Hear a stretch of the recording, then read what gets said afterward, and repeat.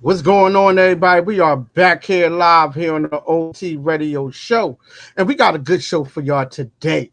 Today, I am bringing on Law. Yes, most of y'all fans know him by Law.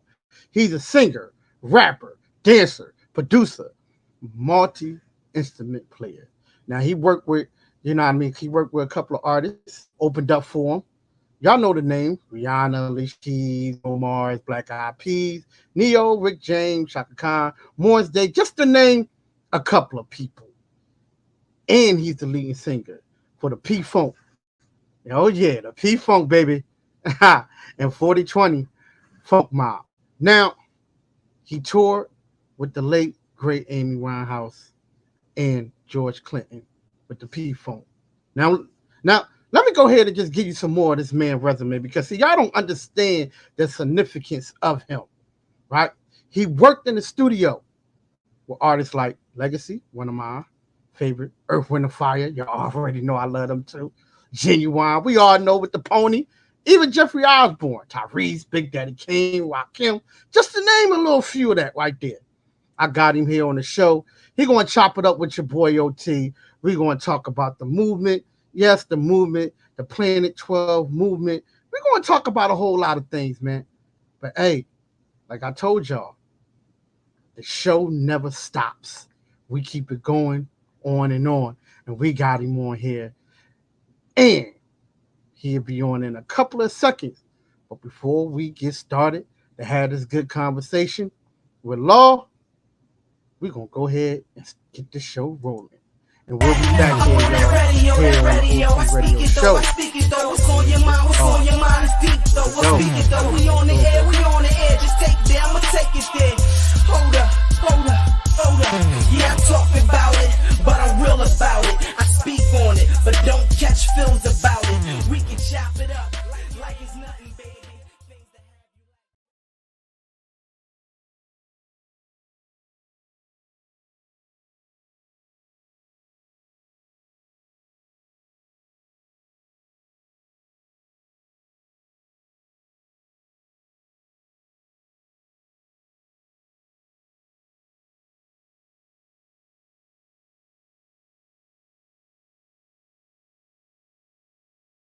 OT Radio Show. And like I said, y'all, I got the man, the legend, Law is here with your boy OT. Man, we want to go ahead and chop it up with him, man, because guess what, man? The man got a resume that goes farther than some of y'all headlines. Yeah, I said it, and your boy going to keep on saying it. Hey, I got my man Law here. What's happening? What's What's happening, going man? on, man? What's up, man? You said Oh, hairline. What you said hairline? I'm like, I not these days. The way they be spray painting stuff now, man. You can't. You try to get away bro, with what, murder from hairlines. what are you talking? Yo, listen, man. I said this a long time ago, man. I said, listen, once I start going, it's over with.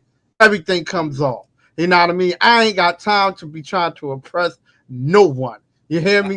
But As you myself. shouldn't. I'm the same way, bro. I've been at that point since I was 27. So for me, it's like, accept me or reject me. I'm good either way. Like you know.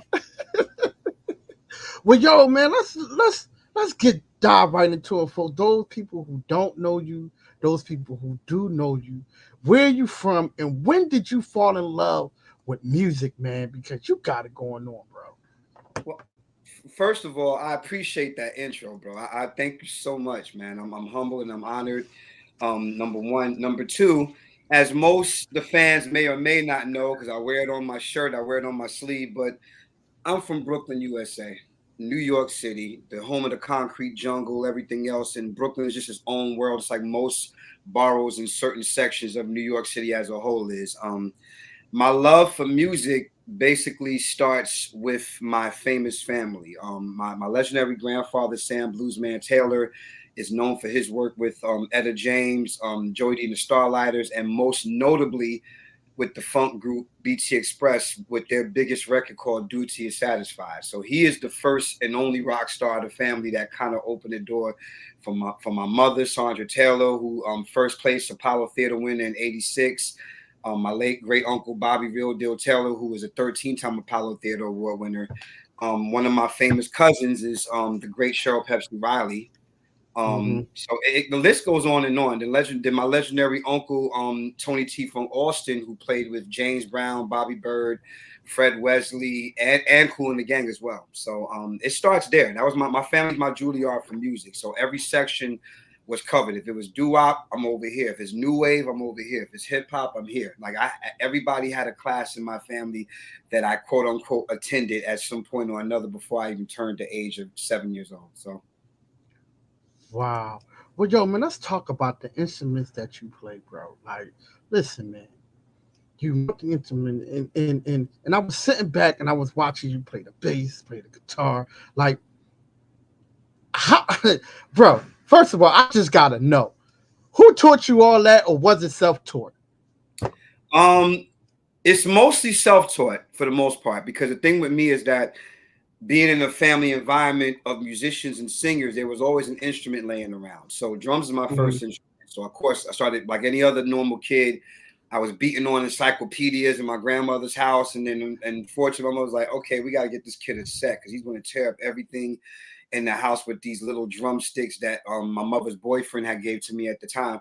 So Mm-hmm. for the most part, I'm self-taught. But here's the thing: the reason why I say for the most part is because even though the majority, 98.9% of me is self-taught, I got around the OGs. When you grow up around people like Crown Heights Affair, Brass Construction, and BT Express and Sky, all the Brooklyn funk groups that came out and made their pathway in the music industry. These are my mother's friends, and these are the people that my grandfather were close to. So anytime I went to the studio with my mother, I was always jumping on keyboards. You know, if you look at that scene from the Jacksons movie when Michael Jackson is asking a whole bunch of questions, and Jackson's like, hey, we're operating business here. And then Barry was like, no, it's cool, it's cool. And people wonder why Michael became such a beast, because Michael was very eager and ambitious and always studying. And that was definitely me as a kid. Like I was always picking up on stuff on how to play. That's how I learned how to play bass, because I realized the first four strings on the bass is the first four strings on the guitar. I'm like, okay, so now I have to start applying bass theory to when I play bass, and then guitar wise, I learned how to separate it. So when you get around the OGs and the musicians and some of the guys growing up, of course, you learn even more. So I was pretty good self-taught, but once I got around, as we say in the musician world, the cats, once I got Yeah. around the OGs, you know how it Uh-huh. is. When you get around the OGs, what you do? Yeah. Shut up and learn. So, yep. Shut up and learn. Yep. So my thing was that was my whole thing. No matter how much smacked I talk or whatever the case may be, or how rambunctious I was, he's like, "Hey, Law, that chord is good, but try this. Try doing it this way." I'm like, I never Mm-hmm. thought about it. Okay, so Right. every every self-taught musician has had some teachers, even if they didn't sit with you and be like, okay, well, the A minor seven is. I had that with my piano teacher. I didn't really have that with my guitar and bass players and drummers. I kind of just Uh-huh. hung around and paid attention. And then, of course, if I wanted to know something, I asked, like, how do you do Yep. that? What's that style that you're doing? Why does it seem like you playing so fast? I'm trying to play fast too. And then he's like, okay, Lord, you're going to play fast, but in order for you to play fast, you have to slow it. Got to hear what you're doing. Mm-hmm. Got to hear what you're playing first. He said, cause you got to remember, this is the 80s. And in the 80s, if you wasn't heavy metal and rock and roll and you wasn't speed demoning, like as Michael Jackson would say, people didn't really pay attention. But I had no idea that nobody's just born that way. You have to put in time, practice, and rehearsal. And that's all I ever did once I got on any instrument, or even when I was singing, even when I was dancing and rhyming. Everything was all Mm-hmm. about how much time am I putting a day into my craft to be even considered, to be even looked at as, okay, you know what? Come on, son, we could use you. Or my grandfather saying, yeah, he ready for the stage. Come on, I think you're ready. Right. Right. Yeah, my grandfather was anal about that, because if you wasn't ready, he wasn't bringing you up on stage. He didn't care how much family you were, any of that. So Dude, listen, man, I like that. I like that part, man, because see, I just listen, man, because he wanted to make sure that you knew what you was doing before he even put you on stage. So that's what's up.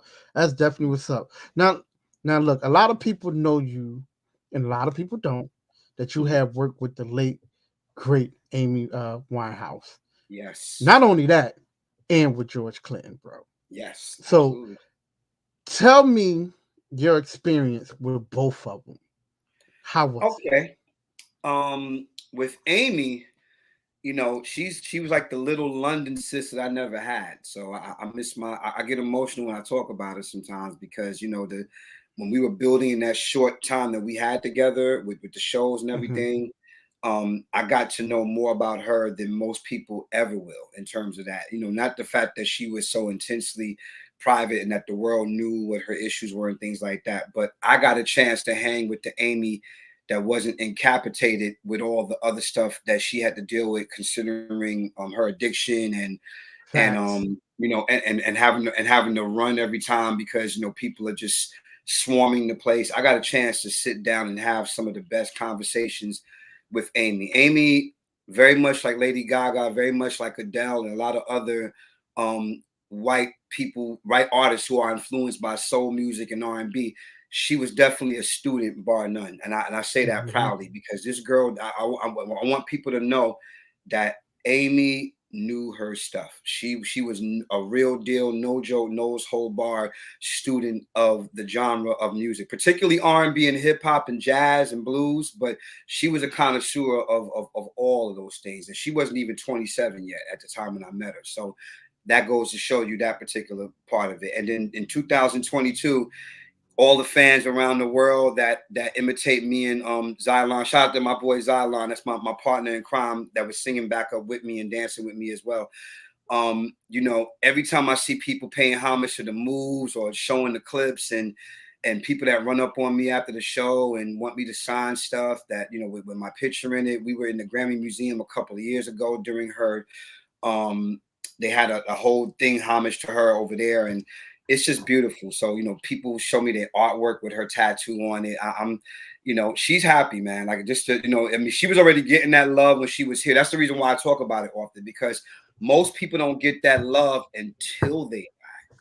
Yes, You know what I'm that's a saying? And fact. That's that's a a whole fact. other subject we're not going to get into. That's an Yeah, emotional yeah. part I talk about very often. We wait so long to pay homage to the people that we love, but Amy was already getting that extreme love before she passed away. So that's why I accept it more.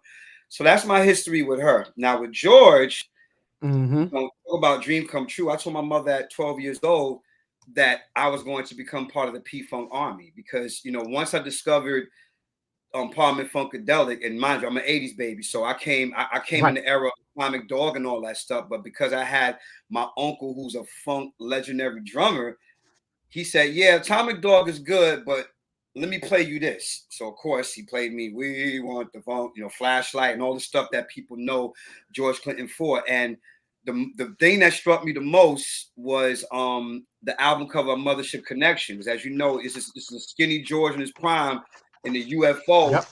out in outer space. Now, keep in mind, for those that don't know, who all my fans know this about me already, but I'm a Star Trek fan for life. Rest in peace to Lieutenant Uhura. So for me, yeah, I'm a diehard Trekkie fan. That's why I haven't written my homage thing to her yet because I'm still processing her death. And the thing is that Star Wars, Star Trek, um, anything involving Marvel comics, DC comics, that those were my things. Even Transformers had a certain science to it, but people don't even understand Hmm. how science fiction gets involved. So seeing George in a UFO, and then when you flip it on the back cover, there's George again in the UFO, but this time he's in the ghetto slum hood, which is where I'm from. He's from there too. He's Hmm. from Plainfield. Plainfield is the Brooklyn of New Jersey. That's the hood. And I thought to myself, there's a concept by itself. So henceforth, George Clinton and Parliament Funkadelic is the reason why I created Planet 12. That's where it came from. It literally was like, you know what? Because everybody kept telling me all day, Lord, you on your own planet, man. 1 minute is Led Zeppelin, the next minute is Run DMC, man. We can't fuck with you. Musical moves are very shifty. And I said, Planet. There's 12 notes in music. 12 is my favorite number, and L is the 12th Mm. alphabet. Okay, let's put that together. So fast forward, I told my mother, I'm gonna meet that man someday. I'm gonna be part of the P Funk Army. And about probably I think 10 years later, fresh out of college, George Clinton gave me the keys to the mothership after he heard my demo, courtesy of my very good friend Sarah Traeger. And once I worked with him in the studio, I figured that's just going to be it. Like I made my dream come true. But my dream came true even bigger when I was asked to be a part of the camp, courtesy of 420 Funk Mob. But it all started with the band Enema Squad. Shout out to my boy Gabe Gonzalez, because Gabe was the first P Funk member that saw my talent and believed in me. So he made me part of his camp even before I got with George. So that's I'm gonna Wow. give you the short version of it. So that's pretty much how I ended up becoming a part of George Clinton's army 20 something years later. I'm a proud, I ain't going, I'm gonna probably say, if anything, a soldier with a bunch of badges, because there's too many generals and lieutenants in the P Funk army that are still here. I mean, we lost a lot of our main captains and soldiers and everything like that, but we still got our Admiral George Clinton. But everybody else who's still on board, these are the guys we look up to. Not to mention, George got his grandkids over there now with him, so that just keeps the legacy even going. And they add such tremendous depth and the continuing legacy of what P Funk is about. Because George has always been about the youth. Remember, Yeah. Funkadelic were teenagers. You gotta remember that. Yep. Parliament were the older Yep. guys. Funkadelic were the teenagers. Eddie Hazel and Billy Bass Nelson, they were only 15 and 16. And Bernie Worrell, Bernie was like only 12, man. He had to get permission from George to get permission from his mother just for him to even travel. So George has always been about the youth, man. So I'm a proud P Funk member and Army veteran, whatever you want to call it, man. Man, listen, man. I tell you, dude, you got a lot of stuff going on. Like you say, you got a lot of badges, man. And if people don't give you your flowers now, man. I don't know what they going to do. So I'm giving you your flowers right now, man, because you I talked about it. appreciate that. Thank you. Thank you. I'm giving you your flowers now, bro, because at the end of the day, I'm talented as you are. The things that you have been doing, you gotta give you homage. So I'm giving you homage right now, dude. I'm paying I homage to appreciate you that, right man. now, Thank you. just for this interview. I definitely appreciate it. But yo, let's get into some depth right here, man. Because see, you're a Okay. singer, you're a rapper, you're a dancer, you're a producer. Like, how do you wrap yourself around doing all that, working with some of the greatest artists out there today? How how do you do it, man? When do you have time to be chilling? You, Mr. Law. When do you have Well, time just to sit back and relax? well, here's the thing. I just was talking about this the other day. Some people could call it flex. Some people could say I'm capping. Some people could say whatever. But when you have a resume, you can do so. When you have a platinum resume, Facts. you can do even more of it. And the thing is just that, I'm from Brooklyn. So Crown Heights, St. Mark's Avenue, Albany Projects to be exact. And one thing about us that anybody knows, when you encounter somebody from Brooklyn, we do a lot of talking. And I don't mean TALK, I mean TAWK. Like, we do a lot of talking. The accent is very thick when I speak about this. But it's not bragging unless you can back it up. I've always said this. And number two, I make time for myself. When you're a boss, you can do that. I own my stuff. Mm, So for me, I don't have to tell somebody I'm going away to vacation. And no disrespect to anybody that has a day job that have to punch a clock, because I've always told artists that still have day jobs, it's okay to still have a day job as long as you are investing in your craft. If you're investing in talk your about it. craft and what you do, having a day job is not bad. Plus, you have to keep your bills paid. People live in this facade where they still think it's the 60s and the 70s, where a Berry Gordy like person is going to discover you and open the door. Now, there's still a few people like that. Like Clive Davis is still like that, but he's a rare one.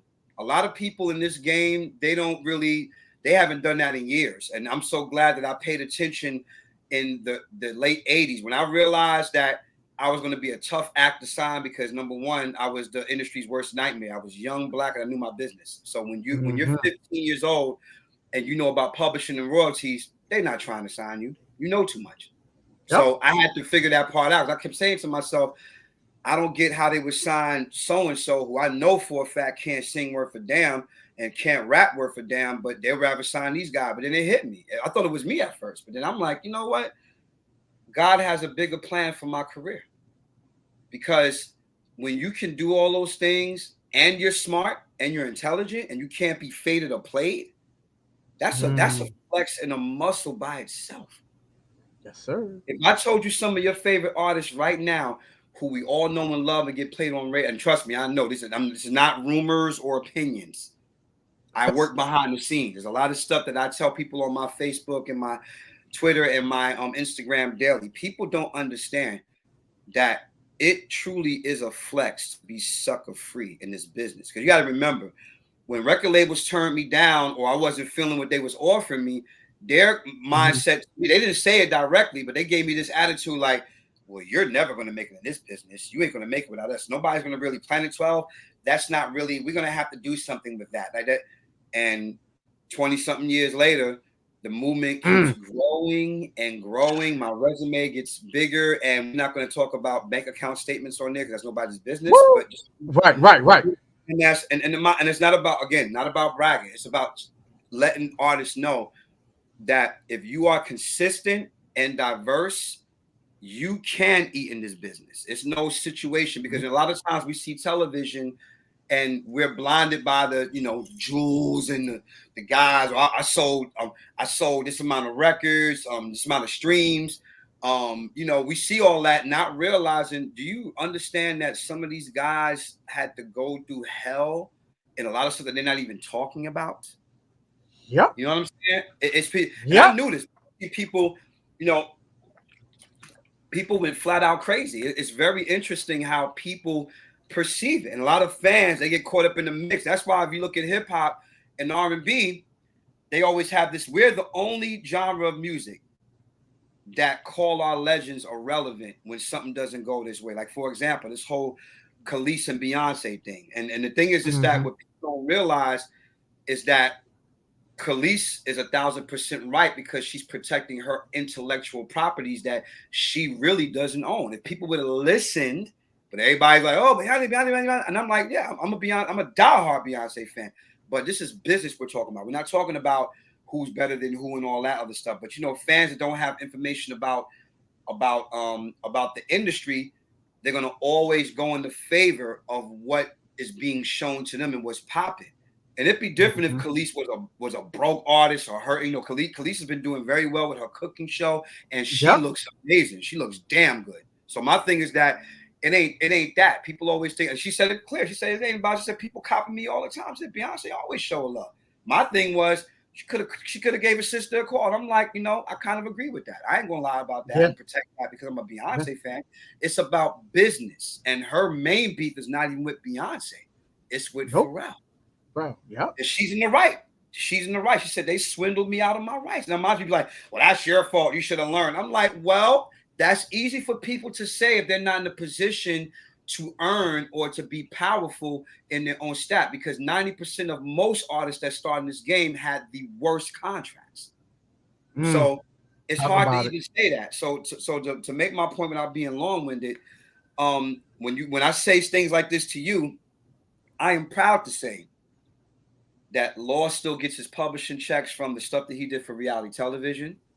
I got shows booked in 2023 and 2024. Woo! So I'm forever good in my space. When you're comfortable in your skin, and all the major things that I've done that's been open to me, like Fox Television singing competition thing where they had to use your voice and stuff like that, and I was one of the voices that somebody had to fake pretend that it was me to actually do that. I got a nice hefty bag for that one. So my thing is like, I'm good. And there's the thing. I mean, speaking of which, people always ask me like, why don't you go on American Idol and other shows? I'm like, why go on American Idol and stand in line to prove something that's been proven for almost 15 years when I can go work with American Idol music director, the legendary Ray Chu, and get the money and get the exposure and not have to stand in line to prove to a bunch of people that I have talent. And I'm only saying that because my very good friend Lionel Richie is a judge on the show. So there you go. Right. I don't really, again, not flexing, not capping, just making a point. You know what I'm saying? So people would think that automatically. But I don't. When you're secure and you know the business, that's why I'm able to say to myself, you know what, today is Thursday. I'm not doing a damn thing today. Guess what? Boss. I'm gonna go pack my bags. I'm going on the trip. As a matter of fact, tomorrow I'm going to go see and hang out with D Nice at his sold out Carnegie Hall show. And right after I'm done hanging out and partying with him, I'm jumping on a plane to Hawaii to hang out with new kids on the block, my big brothers, my Dorchester, Boston big brothers, which is sort of work because I'm working on a project with Donnie, but also because I'm in Hawaii for 3 days. Now the Right. show is at Hey, night. right. What I choose to do during the day is on me. Right. Right. So that to answer Man. your question in a long form, that's pretty much that's why I have to say all this stuff because you gotta remember when you're signed and bound and gagged, yeah, I said gag. When you say bound, when Mm-hmm. you're bound and gagged by a contract and managers and all kind of stuff, and you can't go this, where you have to turn this in, where you have to do this, you're not living your best life. You may be rich because as we learned, money does not buy Does happiness. not. It'll pay for the search, Sure like Chris don't. said. It will pay for the search, but money don't Right. buy But it happiness. ain't So gonna if you're buy not even happiness. truly happy in your own skin, that's why law does not look his age. Ain't no transplants here. You see it. You know Talk what I'm about saying? it. Talk about it. Talk about it. That's called living drama free. That's called living stress free. And once again, that's called being a boss of your own camp. The money will come. You dig what I'm saying? The status Yep. will come. I have a platinum resume, so I can't lose. So when I get another national platform that spotlights me, I'm good about that. You know what I'm saying? So the thing is Mm-hmm. just that I wish people would really understand that you have to be happy here. I tell artists all the time, if you're not happy spiritually, or if you don't have tough skin, go home. Be a carpenter. No disrespect. Be a carpenter. Get a regular job. Don't even bother because this industry is not built for the weak and the meek. That's the truth, bro. That's definitely true. See, you didn't already talked about my second question I had, right? Go for it. You know what I You mean? still have time. Because I want to talk about the Planet 12 movement, but you didn't already talked about it already. You didn't Well, I already mean, tell. Listen, man. we didn't talk about the I mean, I did kind of sum it up in the origins, but go Yeah, ahead, talk. yeah, yeah. But the movement is still going on till this day, like you said, Mhm. 15 years in, bro. Like you already moving. And the thing that I like about things that you were saying is things that are true. And if Mhm. people don't understand that, then y'all really need to do some self searching. And that's the truth. Well, a movement is not a movement until it's moving. Look at the word in the dictionary. A movement is constantly moving. I'm gonna just keep it honest. I said it earlier. Facts.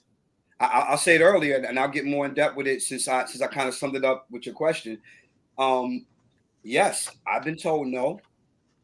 I've been when I first started hollering Planet 12, niggas laughed.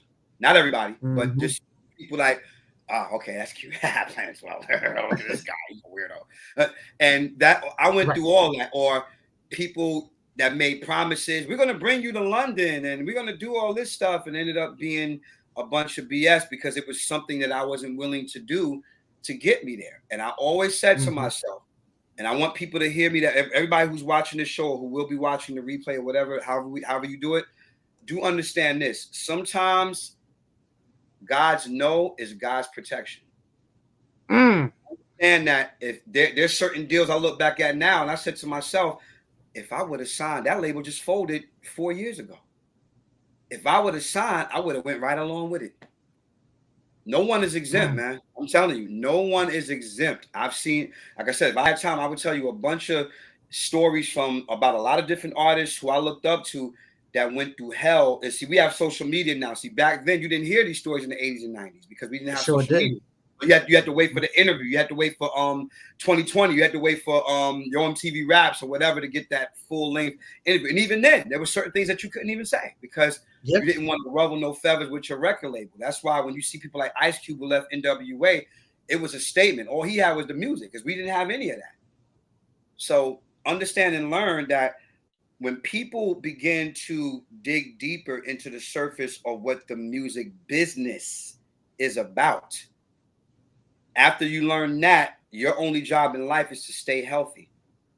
So I looked at the notes. I used to always want. Mm. I just scratched my head. I felt like there were times. I'm not gonna lie to you. There were times I felt like remember Fresh Prince of Bel Air, and I'm a diehard fan of that show. Remember the episode with his father when his father came back into his life and he left him.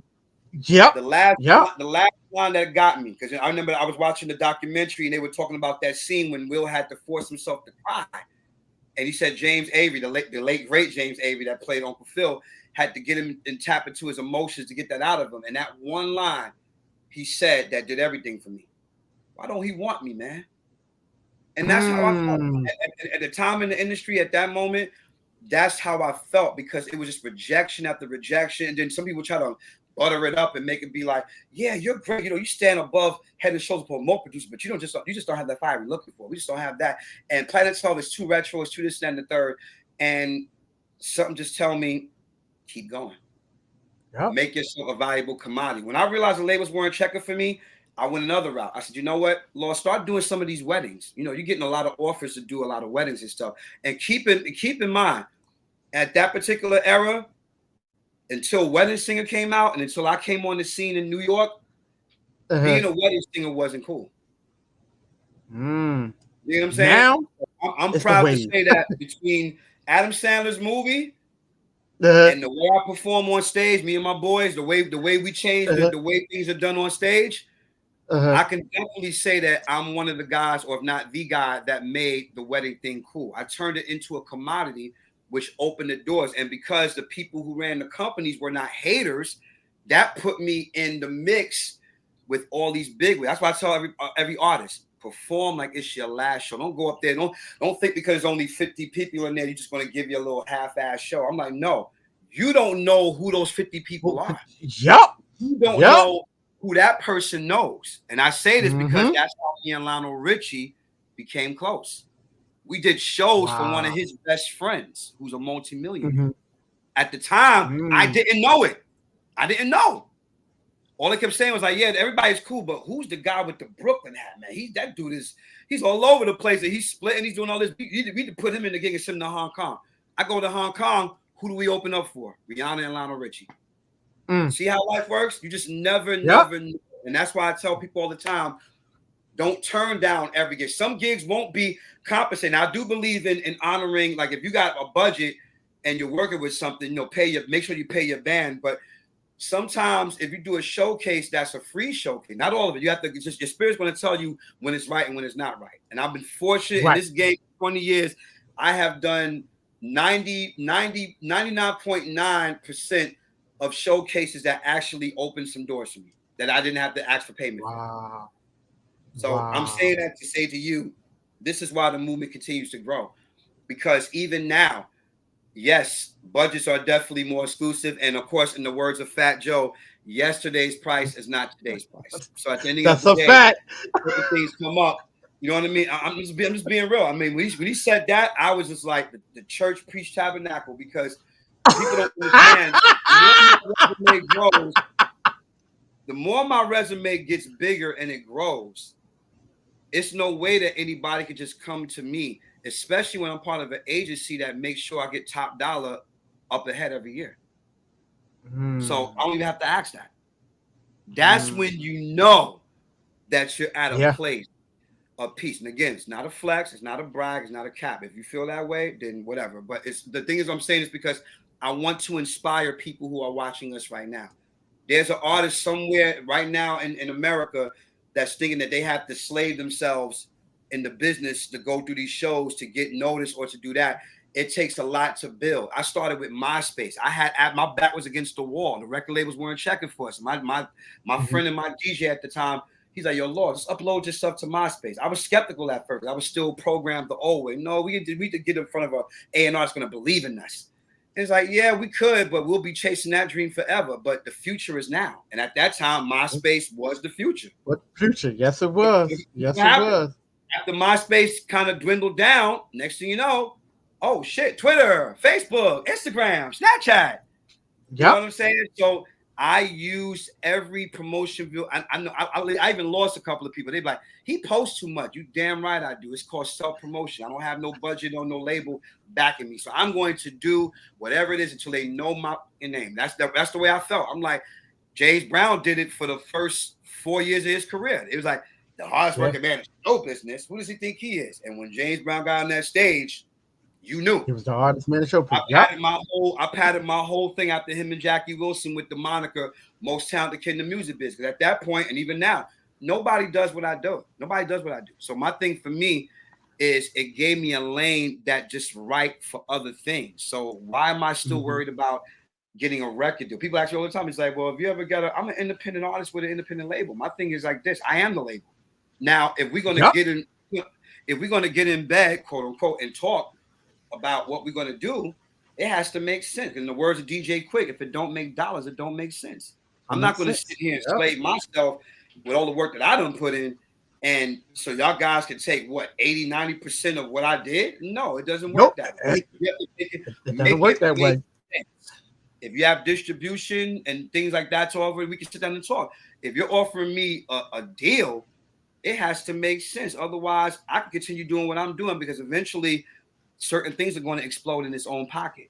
That's why I have my Yep. hands in the fire. I'm a real singer that happens to be a real MC, that happens to be a real dancer, and I produce it right. Perfect example. My incredible pop country artist, Arizona Lindsay, just made her national TV debut on Wonderama with the song Worth the Fight, which features DMC from Run DMC, that I co-produced and Mm, co-wrote, played bass on with her. That's a mm. national TV syndicated show. She shouted me Yeah. out. I didn't even ask her to shout me out. She shouted me out. And the thing is just that it's our song. So what does that tell you right there? That's Huh. pop country. That's a whole nother market that most people ain't even thinking about. And I'm really a country fan. So for me, it's like I'm not going to sit here and keep beating down the doors of hip hop and R&B, especially if certain things ain't opening up. Even though it's Mm-hmm. clear that I can kill R&B, and everybody knows that's my roots. Yep. It's clear. It's clear. I'm not going to sit there and argue with that, and especially we ain't going to talk about the rock and roll part of it. Well, I yeah. don't play. Yeah. I don't play just three chords on stage. You've seen the clips. Right. Yeah. Yeah. You know what I'm saying? I don't play just three chords and then yeah, I'm a guitar player. No, the solos are real. As Yeah. Prince would say, Yeah. Facts. there is no Memorex. There is no auto tune. My microphone is on when I'm singing, when I'm rapping. Yeah. So It's a if fact. people can't invest in that, then so be it. Somebody else will. That's my attitude all day. My job is to keep drinking water and stay healthy and stay in my lane. That's it. Why That's a argue? fact. Listen, man. We can't argue with the resume that speaks volume. See, that's what people don't understand. When your resume speaks volume, there is really no argument at all. It's Thank you. who? Let me show you this. Boom. What? Yeah, here go your what to the it. And let me add this real quick too. Since you say that, and thank you so much for saying that. There is a difference between people who I know in the industry for over 20 years, who I'm close to, who I'm sort of Mhm. close to, and even the ones that I'm not close to, who I've met over the years that happen to be my heroes. Because everybody see a picture with somebody, I'll let people know this is not just a photo out. There's some history here between me and this person. And I'm gonna give you the story. I'm gonna always give you the story. Mhm. You know what I'm saying? I just met Roland Martin for the first time. That's one of my intelligent Black supreme journalist heroes. I've been watching him for years. I met him for the first time at the Jackie Robinson Foundation, where I Mm. performed with Dougie Fresh and Slick Rick. We were on the same stage. So this is what again, That's what you when you do. do right and you treat people right, you deal with You- integrity, these type of doors will open for you. God is no respecter person. I just choose to continue to do right, even though it felt like sometimes, but these dudes are doing wrong and doing all kind of stuff, faking shooting incidents, setting themselves up to get robbed just so they can get more attention for their record sales and all kind of stuff. Mm. And yet Mm. here you got a Brooklyn dude that escaped poverty and drugs and all kind of crazy stuff and made his dream tangible and possible through hard work and ethic. So I've always said the first shall be last, the last shall be first. That's why I've never been envious. I've never been jealous. I've always looked at it like, okay, Lord, just keep going. Because guess what? Yeah. There's going to be some moments that are going to open up for you that's going to be like, see, now imagine if you would have gave into crime. Imagine if you would have made a Mm. song called Let's Get Butt Naked and try to sell 20 million streets, knowing that that's not really your stilo and when it turns to music, Mhm.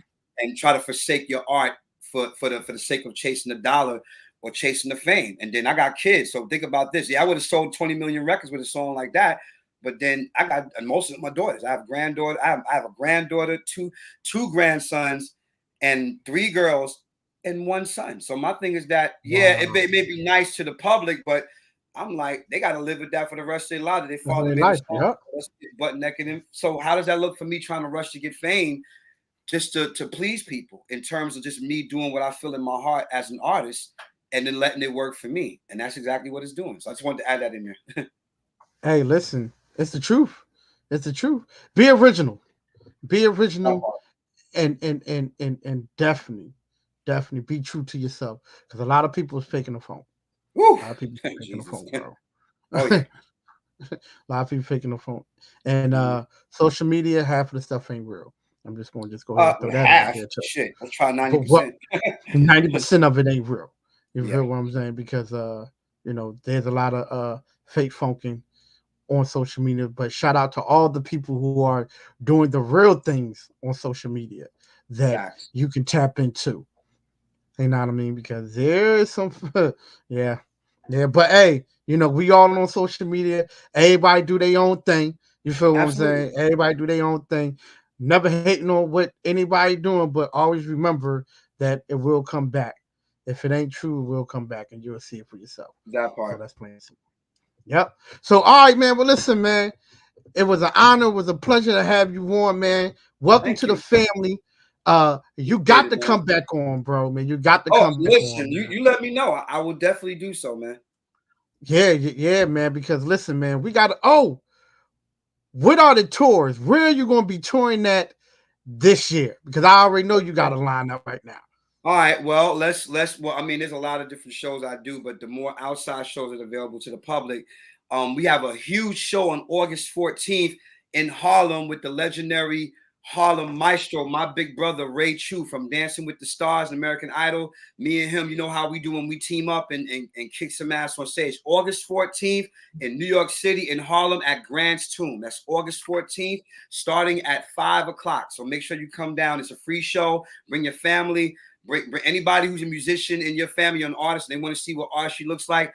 Bring them. It's a free show. Bring your children so they can see what real performance look like. And then we got August 26th at the legendary Bitter Inn. I am the first artist, the first hip hop based artist to play the legendary Bitter Inn Club. So make sure y'all come down to August 26th at 9 o'clock with my special guests, my big brothers, Crash Transit, who are opening up for us. But we're going to be playing at the Bitter Inn in New York City on August 26th, starting at 9 o'clock. That's on Bleecker Street. That's in the Village area next to NYU. So tickets are $15. So like I always tell people, support or shut up. We are who we are because of what we support. We can't get on the line and talk about bring the real music back. No, the real music is right here. There's a lot of other artists besides me who are doing it too.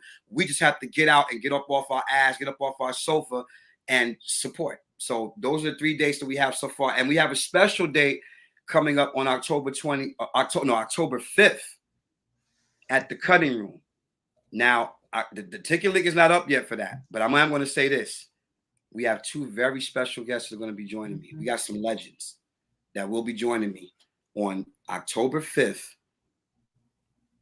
of this year. That's all I'm going to say. I'm just going to leave it there. I have two very special guests. Might be three, but it's so far confirmed. Two very special guests that will be joining me at the Cutting Room on October 5th in New York All City. right, y'all. Stay tuned. Y'all Stay heard tuned it. on all my pages. Definitely stay tuned, people. Definitely stay tuned. Now, you got to give everybody your social media. You got to give them your links and websites where they can find you at. Because you got two, so go ahead and give it to them. Let's go. First and foremost, Instagram at Planet 12 Law. And of course, Twitter at Planet 12 Law. Facebook, which is facebook.com/Law Planet 12. All of my stuff is available on iTunes, SoundCloud, Tidal, Spotify, any digital platform you can name. All of my music is available. On my first three albums, the Planet 12 Syndrome, the Planet 12 Live Sessions, and Mega Dope Maniac. My new single, America's Inception, is out right now on all digital platforms. And my upcoming album, Humanity 101, we're finishing up that now. That will come out by the end of this month going into September. So be on the lookout. There it is, y'all. Y'all heard it. Y'all heard it here on the OT Radio Show. Well, man, Law. Like I said, y'all, give him his flowers. Give him his recognition. Mention Thank him you. because he's here. He here, man. I Hey, appreciate like it, you man. said, Thank you. my list goes long. His list is long. So y'all better start, listen, man. Y'all better check it. But listen, man, I appreciate you, man. Like I said, welcome Thank to the you, man. family.